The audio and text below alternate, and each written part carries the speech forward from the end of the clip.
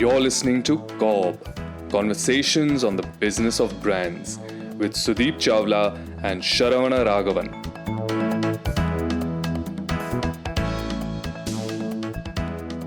So, you are considered the nice guy, at least between the two of us.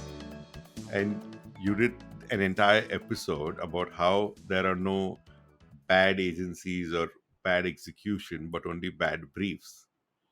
But I'm glad you've chosen the topic you've chosen today so that people get to know the real you. The topic we've chosen today, or rather you chosen today, is how to fire an agency. What happened to you? Like they say, there are always two sides to a coin. But more importantly, I just wanted to make sure that we are looking at uh, both sides of a client agency relationship.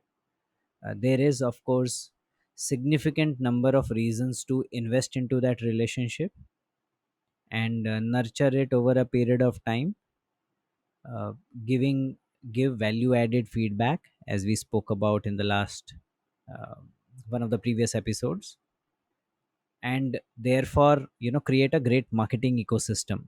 People in agency who own the brand probably as much or maybe more than you, and hence that is the flywheel that the client is able to unlock to trigger great growths.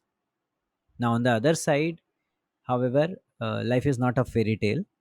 You will come across circumstances and partners who will need to be either educated or who will need to be separated from, so that you are able to keep going in the same momentum or velocity that you had planned for your brand. And hence I thought it'll be a good idea to possibly talk about the other side as well. Okay, let's start with the confession. Have you fired an agency? Yes, of course, couple of And them. how easy or difficult was it for you? I think one, every change is difficult. Yeah, so therefore it wasn't easy for sure. Number two, since you've been working on an agency, and even if you weren't, your predecessors were, or your company has been, and hence there is some amount of relationship equity, etc., that everybody has invested, and hence when you are upsetting all of that, it is not going to be easy. There are egos that get involved. People start taking it on themselves, etc., etc., and hence that makes it tricky more than easy or difficult. I would possibly say that all the transitions therefore are tricky, and hence needs to be approached with a very very objective set of mind. And hence my advice to everybody and my experience from these couple of changeovers, etc., has been that this whole process needs to be critical and objective. Wow. As in, I see that you made your thinking very clear, even in firing the agency, and you have two different segments to it, critical and objective. Now, you know the obvious question. Yeah. Tell me what's the critical aspect of this? Yeah. Okay. First part is critical, and this requires you or the brand owner to have an honest conversation amongst themselves, or with himself or herself As in within the team, within the internal team. team, Yeah. And if you're the CMO, for example, with yourself, then, right? and you have to ascertain what is the criticality of this changeover, and you should be very clear that without making this changeover, your brand will not be able to reach the intended destination, which means that you will not be able to do the tasks that you wanted to. You will not be able to trigger the growth that you wanted to, and hence it is fairly clear that the current partnership is coming in the way of the brand. If that's there, then you know that this changeover is critical, and hence you need to therefore treat it with urgency, treat it with care, and you owe it, almost owe it to your company and your brand to make this change. Yeah, so therefore essentiality or criticality of the changeover hence has to be established, so that you are then investing your time, effort into this changeover. And this criticality would be the first trigger in the thought process itself. Actually, trigger could be from anywhere, could be anything, and which is something that we will discuss as part of objectivity. Okay. But trigger could come from anywhere, but the fact is that some thought comes into your head and it kind of builds over a little bit of a period of time.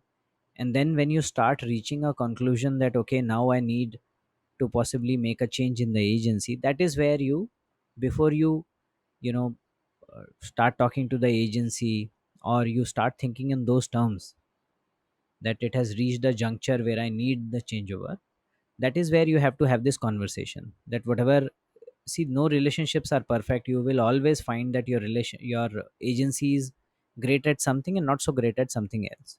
Right. Yeah. So therefore, whatever they are not so great at, it doesn't irk you as much. Mm, It hasn't irked you as much in the past years. There has to be a reason where you either discover something else or it starts irking you, mm. and hence you need to have a conversation amongst yourselves to say whether this is critical or not. Got it. And if it is critical, then as I said, you owe it to the company and the brand to execute this changeover. Okay. Got it. So let's get into the objective part. What Yeah. is objective?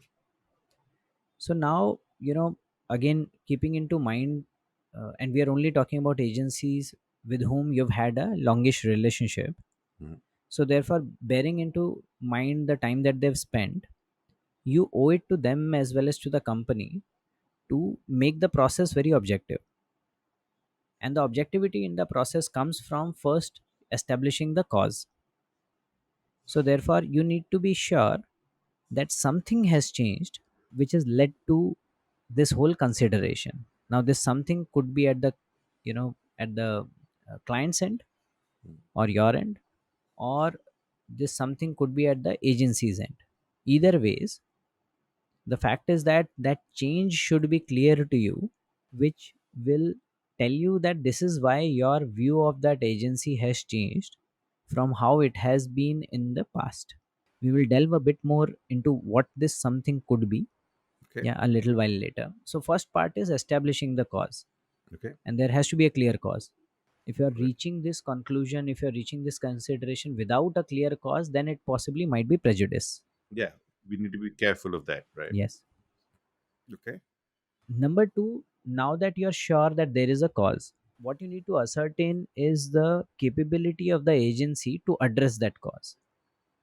Okay. Yeah, since the fact that you've been working with that agency means that it's a capable and a good agency, so they should also be able to deal with any changes either at your end or their end with their capability.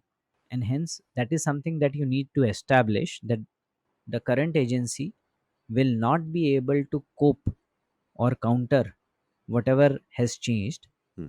and hence they will not be able to deliver on the brand mandate. So they must be given a chance first, is what he's saying. Yes. Yes. And before the chance, as in, you owe them a discussion and then give a chance, etc., etc. So this whole definitely not part is also something that we will discuss afterwards. Hmm. Yeah. So we'll discuss both. Something has changed and definitely not cope up. Both things we will discuss. Okay. The third piece of objectivity, Sharan, is about the fact that you will it is fairly obvious that once you part ways with an agency, you will join hands with another agency who is Obviously. going Yeah. to hopefully help you deliver the same objectives. Hmm. Now you need to be clear that the incoming partner is able to deliver on the exact criterias that you were unhappy with Hmm. when you were evaluating your relationship with the current agency. Hmm. They should be able to have have the capability to fill in where the agency was lacking in the first place. Yeah. Let me give you an example. Suppose your agency got acquired by a bigger one, Hmm. yeah, a global giant or something. Now, obviously, the capability gets augmented, very good. Yeah, they possibly get access to little more resources, they get better funded, etc., etc. So, all of that is great. Hmm. But presumably, 6 months later, you find that the decision making at the agency has considerably slowed down. Hmm. Yeah, you're not able to get responses as fast, etc., etc. This is a hypothetical scenario, and now you know that this has changed, and if they keep taking that much amount of time, it is going to hamper your brand plans or activations or executions that you were looking at. Right. Yeah, so that is the something part. But most importantly, when you're evaluating an alternative agency, that alternative agency should be able to demonstrate that they have excellent turnaround time. Mm. Yeah, apart from obviously delivering on the brand, on all the you know uh, on all the brand asks that are put in front of them, they should have a good turnaround time. Mm. Otherwise, if they are finally, you change relationship and you find that the new agency also has the same turnaround time, then you would have done this exercise for not. Yeah. Yeah, so therefore that's the third part of objectivity. The first part is you have to establish that something has changed. The second part is that the incumbent agency can definitely not cope with this change. And number third is that whoever you are going to hire as a replacement, they should be able to deliver on the deficiencies which were identified in your current relationship. Awesome. I like how you're giving us a trailer to what these each of the 3 points are under objective. So I'm curious because for the record, I want all the listeners to know I have never fired an agency, or rather, I've never been allowed to fire an agency. I've had my fights, I've had my arguments, but I've never fired an agency. So I don't know what you're talking about. I am the innocent good guy on the show today. Okay, So, as if the listeners would believe that. but let's go on to each of these points. What is something has changed? What changes? Okay, so now the changes could be at client end or at agency's end. At client end, your expectations from the agency, suppose the relationship is consistent, agency is delivering, etc., etc., your expectations could undergo a change, right? Now these expectations could undergo a change because of your exposure to something else. You were possibly the CMO or any senior marketing leaders were part of some other forum where they saw something and they said that okay, this is something that we want to adopt, and hence your expectation has changed. Yeah, or you want to now, you identified that your brand has to now move into the next orbit, and to move into that next orbit, this is something that you need.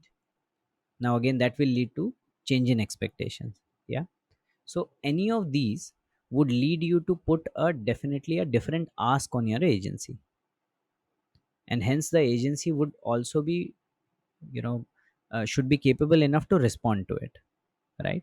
So on the client end, the expectation or the standard of expectation possibly might change significantly, and hence that could lead to this kind of a scenario.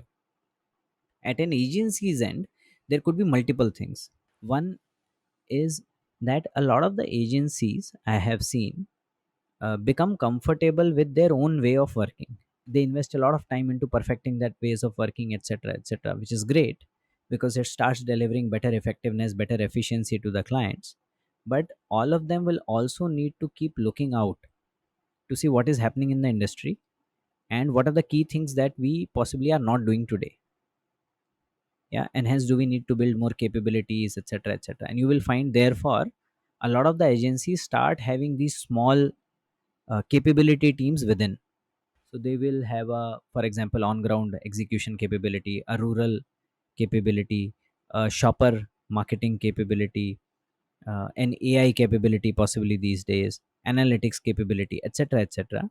So that if a client somewhere has a need, they could tap into these specialized capabilities and service the client. So that possibly could be one. As I said earlier, change in leadership, either because of acquisition or anything else, could lead to a different style of working, could lead to sometimes different focus.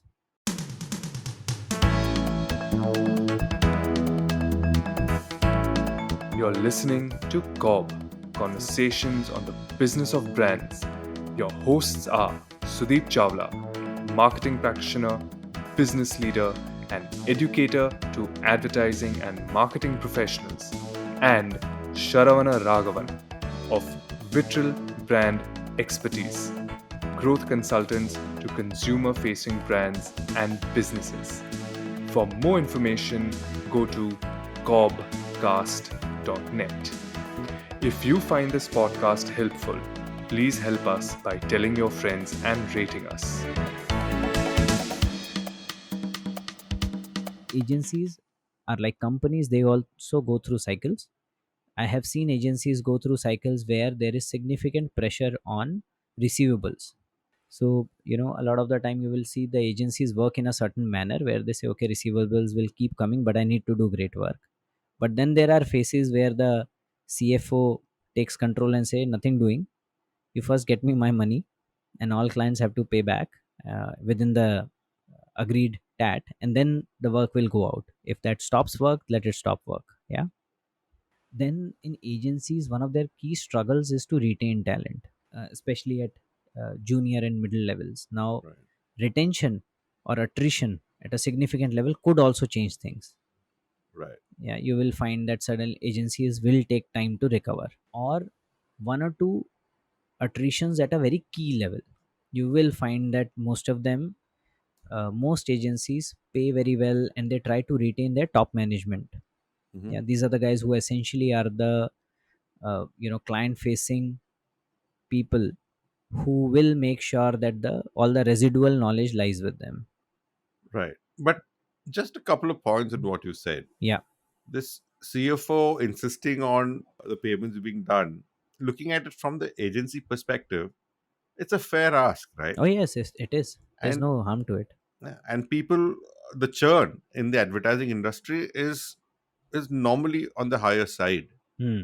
But from what you've said, from even from what I've said, is that firing in agencies is a big deal. Yeah. And why are these such frequent factors like churn important in an agency's something has changed, becomes so important, so critical? So think of it as higher than usual. Hmm. Yeah, of Okay. course, higher is par for the course, but higher might mean, for example, 40% churn in a year. If an agency starts facing 70% churn, they are going to struggle. Right. Yeah. So that will lead to an issue. Similarly, if an agency starts struggling financially, you will find that they will not be able to work as freely as they were earlier It's a with sign of greater things to come. to come. Yeah. So when you see that struggle persisting for some time, you know that there is a problem. Yeah. Got it. So then it starts giving you discomfort and it starts coming in the way of your brand. The leadership changes again, the style of working, etc., etc. Now it will come with its own pros and cons. Sometimes for some clients it has more cons than pros, Right. and hence they are forced to relook. The core point here is the mismatch between the expectation and delivery, expectation of the client and delivery of the agency for a sustained period of time is a problem. Right. A disturbance in the chemistry which was working initially. Yeah. Yeah. Now Got the fact is that what can an agency or a client learn from this? it. Yeah, and I'll keep talking about it because I've been through this phase. Mm-hmm. The learning is always be open for continuous improvement, or have what we call as positive dissatisfaction.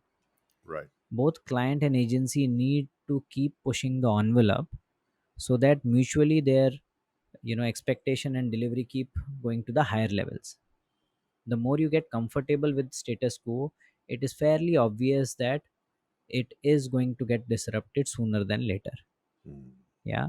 And so therefore you will find that a lot of the time top management of an agency will sit with the client from time to time to try and understand what's happening, what do Got you want us to do going ahead. So all great agencies do that. it. Mm. Yeah, all good clients also do that. They engage in a top to top conversation and keep sharing their point of views, etc., etc., right? So Right. there, because it's a two-way street. You just don't want you don't want to be a whimsical client where the agency is only trying to second guess what do you want, and hence build capabilities in advance. You want to give inputs, you want to see agency respond, and and vice versa. Right. Yeah. So that is something that I think all agency leadership teams would be well served if they are able to focus on Mm. this. Got it. Yeah. So this is And the long but possibly explanation for your what is something this has something changed. has changed. Yes. Okay. Then let me take you to the next part. How do you become sure that the agency can definitely not cope with this change that's happened? So again, this definitely not, you start getting the feeling, but the feeling should not govern all of this, and hence as we said, objectivity is critical. Hmm. So first part of definitely not is to make sure that you are able to discuss this openly with the agency leadership. Hmm. Yeah, tell them what's bothering you, where is it that they are not able to meet your expectations, and quote instances if possible, so that they are able to understand where are you coming from. Right. Yeah. And one of the more encouraging responses that I would like to hear from an agency is not to get defensive immediately, Hmm. is to acknowledge the problem and then reflect and then come back. Right. Yeah, too often one of the reactions obviously always is defense. Hmm. And when you start defending, what you're possibly also doing is that you're insulting the client's intelligence. And it's also a sign that you're taking it very personally. Personally, correct. And I'm saying the agency has all the right to defend itself, but the fact that the client happens to mention something which possibly didn't go right Hmm. also means that you might have the agency might have had the right intention, they might have done everything right, but Right. there is something wrong in how it is being, it is being translated by the client. Hmm. And hence the responsibility, like it does in communication, is always borne by the bearer of the communication or the bearer of the work. Right. So that also should lead you to reflect more, Hmm. and then possibly come back to the client and share your perspective and your proposal, etc. Got it. Yeah, so Okay. that becomes the first step. The second step, as a client, you should also give them an invitation and give them a chance to disprove you. As in, you could also be wrong in your assessment. Correct. Okay. It could just be a one or two instances where somebody junior or somebody mid level did not understand the brief properly, did not take it very seriously, etc., etc. So therefore give them a chance. Hmm. And you say, okay, now that you guys have got it, come back and present to us. That's not a problem. One presentation went bad, it's okay. Yeah, come back and present to us, let us then see how we can go forward. Yeah, Got it. Okay. you will be able to then judge once the agency comes back. You will see the standard of the presentation, and by the amount of people who are sitting inside and who is speaking during the presentation, you'll be able to know how much effort has it taken for them to reach that level. Hmm. And then as a client, you make two judgments. Number one, is this standard acceptable, and number two, is this effort sustainable. Hmm. If you find that the founder of the agency, the head of planning, the head of creatives are the ones who are doing the most amount of talking, which means that it has taken that much effort for the presentation to reach at this level, you know that this is not going to be a sustainable effort. Exactly. And this is something that possibly, when people talk about client pitches, this is something that is a red flag there also. Right. And third, and which is possibly a little more controversial, is that I believe that you should start looking at alternatives only when you start becoming fairly sure Okay. that this agency is definitely not going to be able to do this. Because the word spreads. More importantly, less than the word, I'm not as worried about the word, I'm worried about your own objectivity. Hmm. Once you start evaluating agencies, it is also a signal to you or yourself, your own psyche, your own mind, that you've already given up on this current agency. Right. Yeah, and then you are not honestly approaching the first two steps, which is discussion with the agency and giving them a chance to disprove, Hmm. with a very open mind. Right. Got it. Yeah, which I think is not fair to you as well as to the agency. Hmm. Yeah, and hence, ideally, once you start becoming sure that this agency is not going to be able to keep up, then it is best that you start looking for alternatives and then have your engagements planned with them. Right. So when you understood your incumbent agency so well, and you've given them all these chances, and you've seen a few gaps that need to be filled. Now, when you are looking out for an agency, a new agency, should you look for them to fill the gaps, or should you look for them to kind of go the full long haul and judge them on every aspect so that they don't falter in a different area to this one? I would say the latter. You would definitely want them to be able to deliver completely on your mandate, for sure. You don't want them falling short anywhere else. But while judging them, you also want to make sure that the specific criteria which led you to searching for an agency outside, those definitely should be met. Right. Yeah, those are the ones that you don't want to compromise on for sure, because if Mhm. they were compromisable, then you wouldn't have been in this state at all. Right. I think my question is more to say what is to do if the others in the market also don't have the capability you're looking for. How do you check for that? But I don't think it is so difficult. You might therefore find yourself in a position that you find that your ask itself is unrealistic and the agency is not agency Yeah. ecosystem is not ready for it. Then it's fine. Hmm. Then you try develop it with your current agency. Okay. When we were working with Cadbury, Mhm. I think there was a possibly only Unilever Hmm. used to have a separate arm of medicine dedicated to them called Fulcrum. Hmm. Right. Yeah, I remember that. completely working on them because there was, because the size of the client was big. There were expectations around all sorts: media planning, IMC planning, analytics, etc., etc. Yeah, and as Cadbury kept becoming bigger, at some stage they realized that they also needed a similar treatment, Hmm. and hence something called Pinnacle was carved out within medicine. Right. Yeah, now if you would have gone out and said that I want this capability to exist, that you should be able to carve out teams, it wouldn't have existed in too many agencies. Hmm. But Cadbury decided to work with medicine to reach that level because they already had a running relationship and they were happy with it. Got it. Got it. Okay. I have a very simplistic question now. Why is so much important? Why is all of this important? When you decide to change an agency, Hmm. why can't you just change? And when you decide to fire an agency, the reasons you can come up with will be very genuine after that. Hmm. Why not do that? Okay, so this is the cut the umbilical cord question. Yes. Yeah, see, again, I believe that yes, of course you can do that.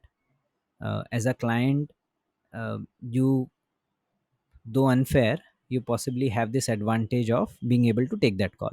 And Right. even an agency can take Mm. that call where they can cut ties with the client, etc., etc. uh, but I would say that, if you decide to do that with an agency that you've been working for a fairly long time, it says something about you. Mm. Yeah, not just to others but just to yourself also. Yeah, Right. so I would like to treat all of these opportunities as a, all of these situations as a great opportunity to learn about ourselves, our relationship with our agency, and our ability to objectively make some of these calls and choose the right partners, etc., etc. And for that to happen, you need to put all this effort and consideration into this process. You can't just say, okay, from tomorrow, thank you very much, let me get to somebody else. I was hoping to make this as the episode where you're the bad guy, and even in this, you brought in your Zen self analysis. Okay, tell me this. I know for one that you got great relationship across a lot of the agencies you worked with. Hmm. In fact, that was part of the culture at Cadbury, and I'm sure it's nothing too different at Pidilite. Hmm. Now, when you fire an agency, wouldn't this lead to heartburns at all? Oh, it will.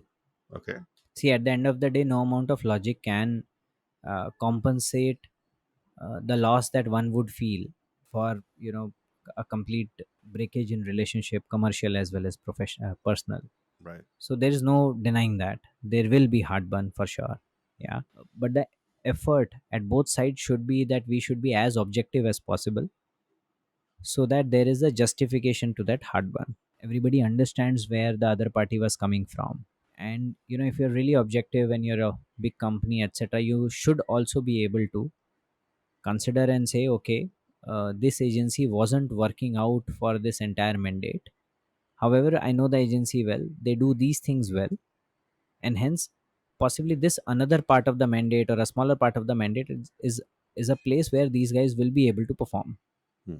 Yeah, so therefore there is a chance, odd chance, that there could be continuity in relationship if everything is done well, if you are objective enough, and if both parties are willing enough.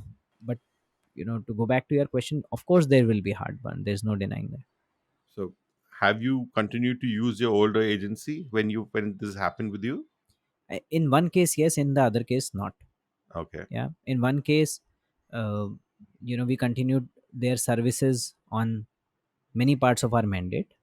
Yeah, they Mhm. were a part of a larger group, so that larger big part of that larger group kept working on with us. Mhm. while a smaller team of there was let go Mhm. from the relationship because we were not happy with what was coming by. In the other case we couldn't, and in the other case I think the relationship kind of went south, Mhm. where we were not able to possibly uh, convince the agency that we were objective enough. Right. Yeah, Right. and despite our best attempts, and so therefore it led to heartburn. It led to a stage where possibly it wouldn't have been in either party's interest to possibly engage in another mandate, and Mhm. hence that was not taken forward. Amazing, Sudeep. I think just by breaking down the decision making matrix in when you decide to fire an agency, you still manage to come out with a very objective, clear, non-judgmental image even after this episode. I actually like the way you broke up having identifying the criticality of the decision and then being objective and taking the steps within being objective of saying, has something changed? Can the agency cope or not cope with it? Then can this be fulfilled by others in the market? So this objectivity, I think, it not only helps marketers channelize their decision making in most marketing relationships, but I think it also gives a window to the agency professionals to understand the rigor that's required on the client side to know if they're taking a decision, what they must have done before taking certain decisions or even engaging. And inviting them to engage as openly as possible is, I think, the best answer here.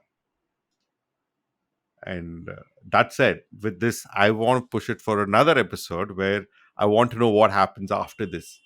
Pitches is something I want to talk about in the next episode with you.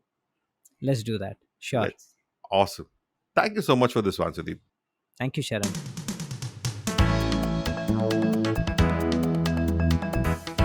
Thank you for listening to CoBB, Conversations on the Business of Brands with Sudeep Chawla and Sharavana Raghavan. Subscribe and learn more at cobcast.net. That's COBBCAST.net.